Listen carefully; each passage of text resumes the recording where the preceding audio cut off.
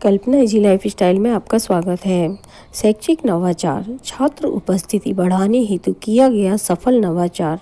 जानिए क्या नवाचार किया गया और इसके क्या परिणाम प्राप्त हुए। जल्दी ही हमारे विद्यालय में बच्चे आने प्रारंभ हो जाएंगे। हमें तीनों मॉड्यूलों के आधार पर शिक्षण कार्य करना होगा। सबसे बड़ी चुनौती है कि बच्चों को विद्यालय तक कैसे लाया जाए।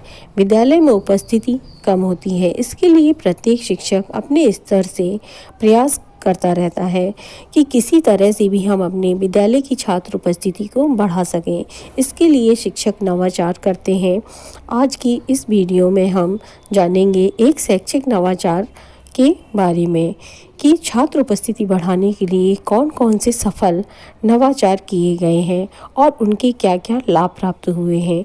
आज की इस वीडियो में हम 4 सफल नवाचारों के बारे में बात करेंगे जो सफलतापूर्वक किए गए और ज़्यादा लाभ प्राप्त हुए हैं। अगर आप चाहते हैं कि बेसिक से संबंधित सभी जानकारी आपको एक ही प्लेटफॉर्म पर प्राप्त हो तो आप चैनल को सब्सक्राइब जरूर कर लें। वीडियो जानकारी पूर्ण या उपयोगी लगे तो इसे लाइक जरूर करें और अपने दोस्तों में शेयर करें जिससे उन्हें भी लाभ प्राप्त हो सके। चैनल पर पहली बार जुड़े हैं तो सब्सक्राइब जरूर कर लें। Thank you. जानिए क्या क्या नवाचार किया गया और क्या क्या परिणाम प्राप्त हुए। पहला है विद्यालय प्रबंध समिति का प्रयोग। दूसरा है मोबाइल सेवा का प्रयोग। तीसरा है पत्र व चिट्ठी का प्रयोग। चौथा है रसोइयों का प्रयोग। विद्यालय प्रबंध समिति का प्रयोग, जब हम मासिक बैठक करते हैं तो सभी सदस्य उपस्थित होते हैं। सभी अभिभावक सदस्य ही होते हैं, इसलिए इनके माध्यम से हम छात्र उपस्थिति आसानी से बढ़ा सकते हैं। एसएमसी सदस्य गांव व बच्चों के आसपास के होते हैं, इससे वे अभिभावकों को उनकी उपस्थिति के लिए प्रोत्साहित कर सकते हैं। विद्यालय प्रबंध समिति का क्या परिणाम प्राप्त हुआ तथा उसके क्या लाभ प्राप्त हुए। नंबर 1, सदस्यों ने आसपास के अभिभावकों से कहा, इसका बहुत असर हुआ। दूसरा, बच्चे एक दूसरे को देखकर आने लगे।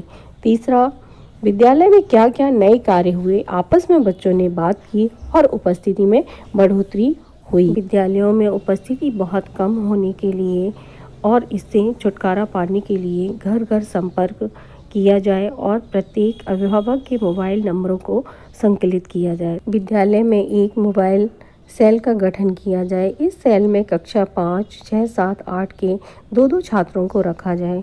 विद्यालय अपने निर्धारित समय से 1 घंटे पहले खोला जाए और प्रार्थना के समय यह मोबाइल सेवा प्रारंभ हो जाए। अनुपस्थित 8 से 10 बच्चों के यहाँ मोबाइल द्वारा फ़ोन करना चाहिए। मोबाइल पर अनुपस्थित बच्चे के बारे में जो भी सूचना मिलती है उसे रजिस्टर पर अंकित करते हैं। कई बच्चे फ़ोन करने पर विद्यालय उपस्थिति हो जाते हैं। इस सेवा के बाद विद्यालय की उपस्थिति 80 से 90% तक बढ़ सकती है। मोबाइल सेवा का क्या परिणाम प्राप्त हुआ तथा इससे क्या क्या लाभ प्राप्त हुए। नंबर 1, मोबाइल सेल गठन के बाद अभिभावकों में जागरूकता आई।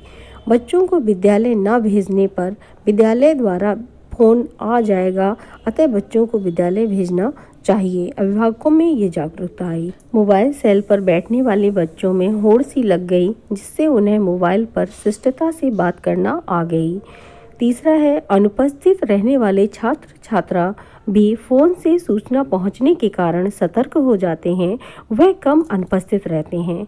विद्यालय और परिवार तथा समुदाय के बीच बेहतर सामंजस्य स्थापित होता है। तीसरा नवाचार है पत्र व चिट्ठी का प्रयोग। इसके माध्यम से शिक्षक द्वारा एक चिट्ठी लिखी जाती है। इस चिट्ठी में स्कूल नियमित न आने वाले ऐसे बच्चों की सूचना होती है, जिसमें विशेष टोले गांव के उन सभी बच्चों की सूचना दी जाती है जो प्राय अनुपस्थित रहते हैं। चिट्ठी अनुपस्थित रहने वाले बच्चों के टोले गांव वाले उसी बच्चे को दी जाती है जो नियमित आता है। नियमित आने वाला बच्चा उस चिट्ठी को अनुपस्थित रहने वाले बच्चे के अभिभावक को पढ़कर सुनाता है।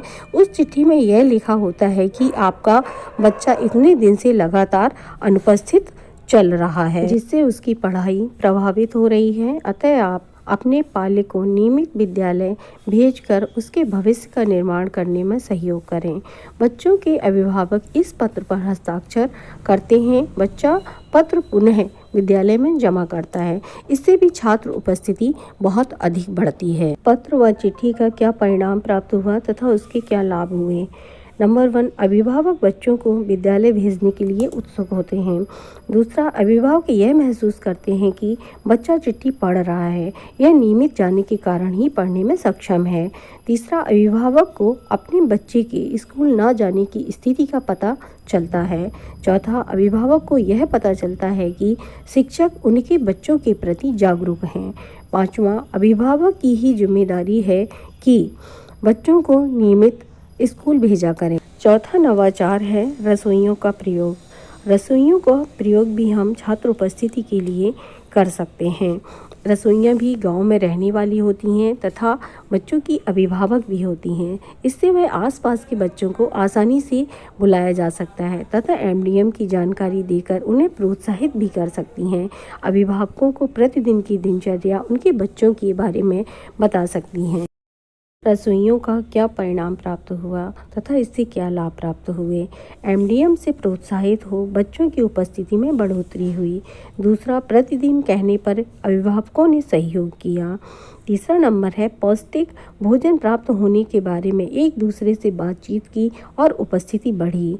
चौथा, निःशुल्क वितरित सामग्री के बारे में भी जैसे पुस्तकों का वितरण, ड्रेस, जूते मोजे, बस्ते, स्वेटर, खेल सामग्री, रीडिंग कॉर्नर, शुद्ध पेयजल, हैंड वॉशिंग की सुविधा, प्रिंट रिच वातावरण, सुरक्षित माहौल, पेड़ पौधों का प्रयोग सबसे ज़्यादा कई चीज़ों ने बच्चों को आकर्षित किया और छात्र उपस्थिति में बढ़ोतरी हुई। यदि आपके विद्यालय में भी छात्र उपस्थिति कम है तो आप भी नवाचार के माध्यम से अपनी छात्र उपस्थिति को आसानी से बढ़ा सकते हैं। बच्चों और अभिभावकों का सहयोग लेना पड़ेगा। बच्चे इस कार्य में बहुत ही सहयोग करते हैं। वीडियो जानकारी पूर्ण या उपयोगी लगी हो तो इसे लाइक ज़रूर करें और अपने दोस्तों में शेयर करें जिससे उन्हें भी लाभ प्राप्त हो सकें।